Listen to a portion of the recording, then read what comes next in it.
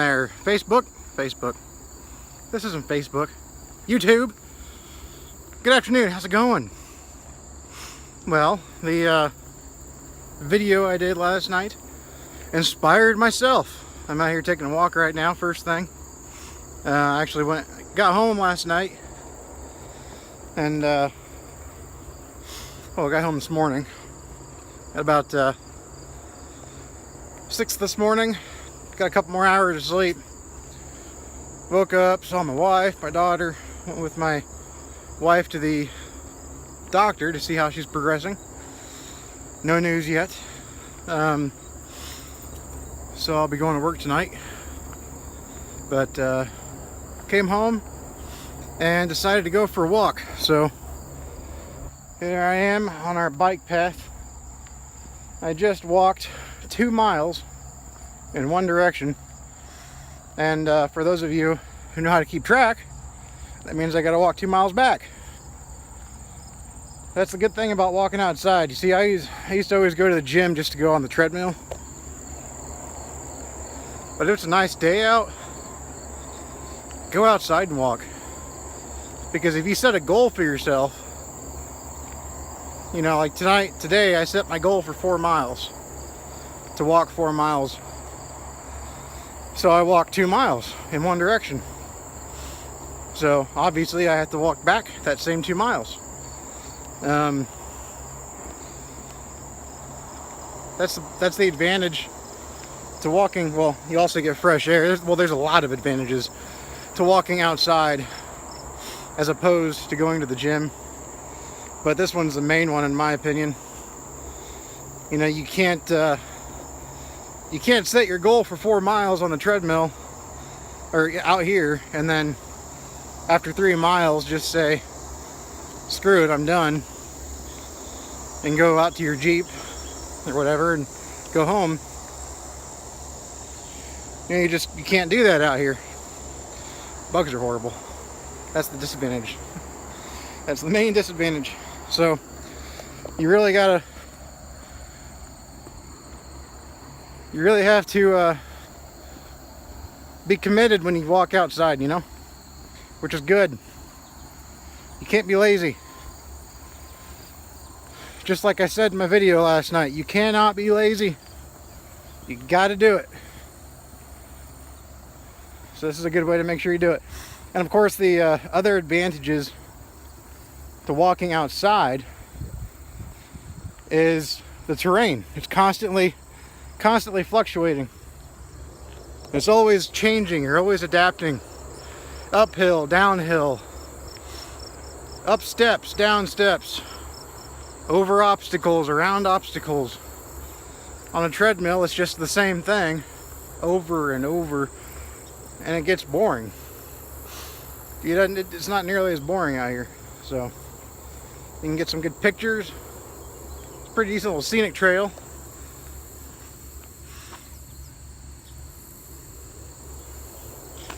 So you can, you know, make a little photography session out of it if you're interested in that. So anyway, I'm gonna finish my walk, go home, take a shower, and get ready for work. So we'll talk to you guys in a little bit.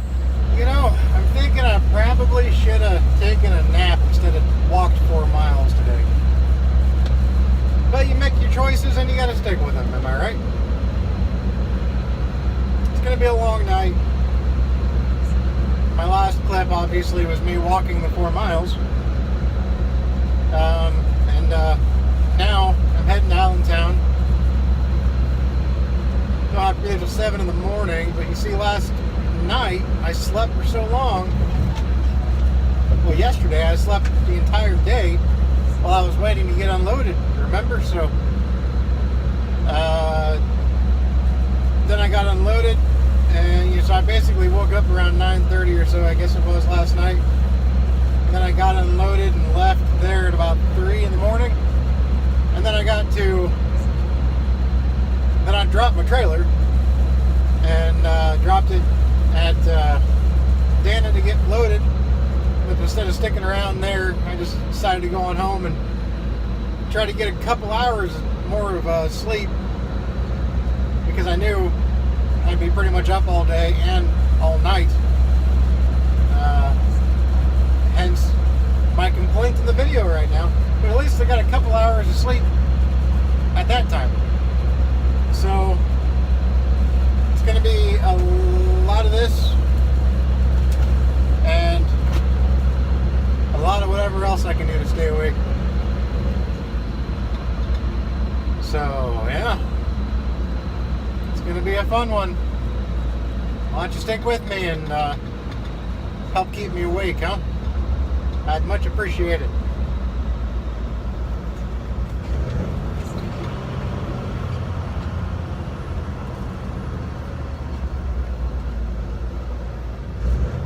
Oh, am I supposed to hit the stop button now?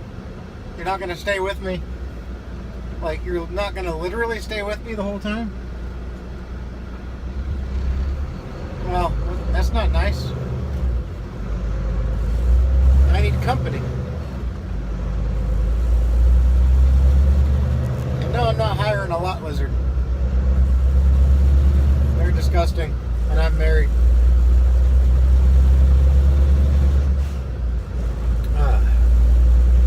Alright, well, see you up the road. I do, however, have to say that, it's Friday, and this is probably my favorite time to drive on the weekend. It's my least favorite in terms of not being home with my family, but it's the best time to drive in that it's a lot easier to get into a truck stop and a rest area. They're never full on the weekends. So that's the bonus to running on the weekends right there. Makes it a little nicer. Nothing makes up for the missed time though with family. But anything to make it easier while I'm out here is A-okay with me. Yeah, I should buy that pickup truck back there. Oh, get this. My Jeep people will appreciate this one. Holy cow. Okay, so I went with the wife, right,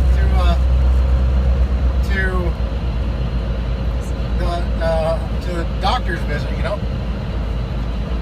and we passed a really nice 95 Jeep Wrangler, same year as mine, and it looked like it was in mint condition. I mean, it was a superb example of a 95 YJ, which for those that don't know, a YJ is a 1987 to a 1995 Jeep Wrangler. For some reason, Chrysler decided to they've given every Jeep a two-letter name, but the only one that actually meant anything was CJ, and CJ stood for Civilian Jeep. But every other Wrangler style Jeep after that, including the wagons like the Cherokees, they were just randomly given a two-letter name on top of their actual name with no meaning behind it.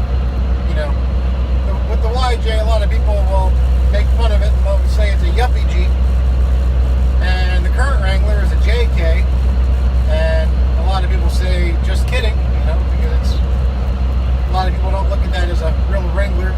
Anyways, I digress. I was looking at this, we drove by this Wrangler, and it was, like I said, it was a really nice looking Jeep.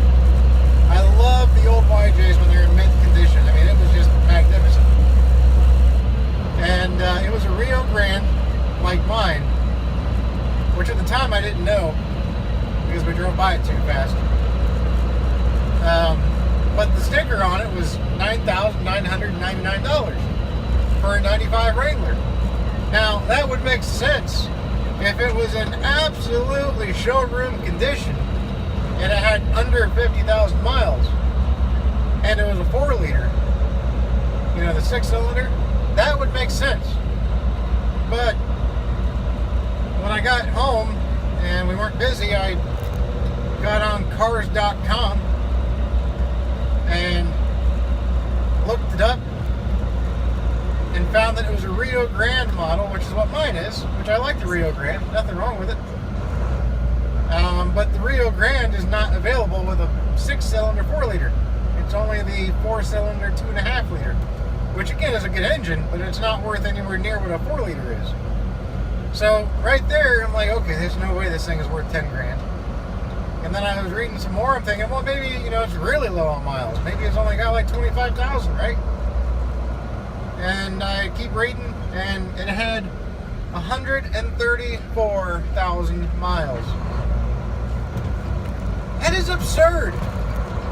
That is an absurd price for a 135,000, nearly one, it was closer to 135.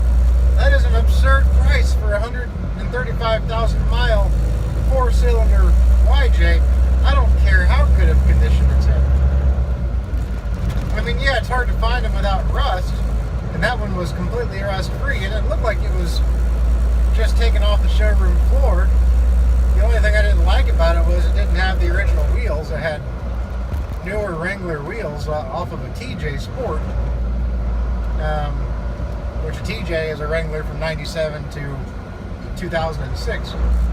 But it was, the newer TJ wheels, which was, the wheels themselves were probably off of a 97 to a 98 Sport. But 10 grand for a 134,000 mile, 22-year-old Wrangler. I mean, it's not like I'm buying anything right now anyway. But that was,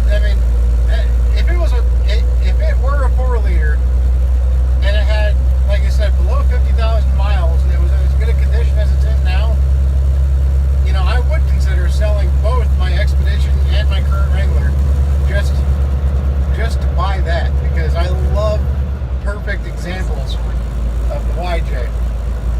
But it was a 4-cylinder, 134,000 mile example. And just unbelievable.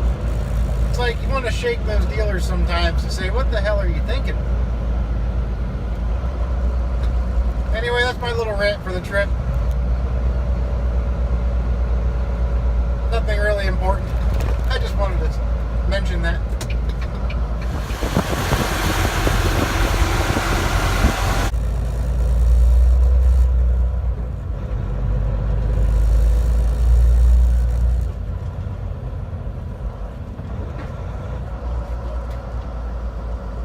Look at how empty this truck stop is. Again, this is the advantage to driving on the weekend right here. Normally this time of night during the week, all of this area right here that you see in front of this curb is about 3 rows thick of trucks sitting here sleeping.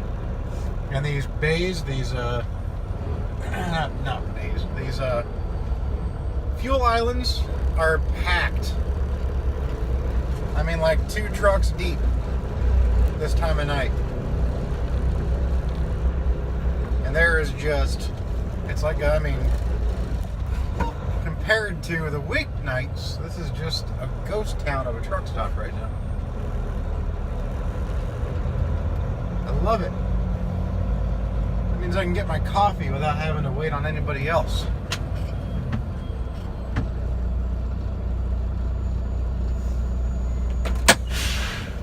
I swear some people just get on my nerves. I was in line there getting my coffee, and I was at the register paying for my coffee. And this girl basically cuts in front of me as I'm paying for my coffee to ask how much certain type of cigarettes were they had, cigarillos or something like that. And I don't think the guy should have even helped her, but he did. He went over and looked to see how much they were. And then she acted like she was being helped to the point where she could, go ahead and pay. She told the guy, okay, well, I'll take 2 packs. And finally the guy said, well, I'll help you after I'm done helping this gentleman right here. Speaking about me, the big spender with a $1.70 cup of coffee. It just annoys me. And especially if you see me buying a cup of coffee, that means I haven't had my coffee yet. So it's probably not a good time to be cutting me off. Just saying.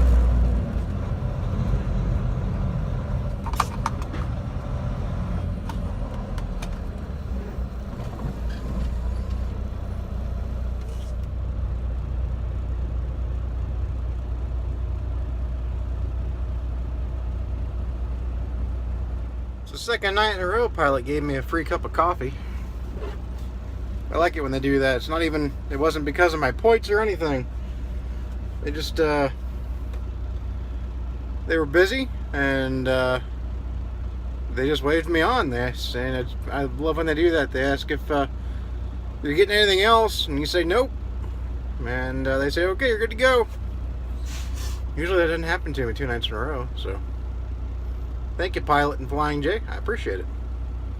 That makes this truck driver much more happier to get a free cup. Anyways, on down to Cincinnati we go.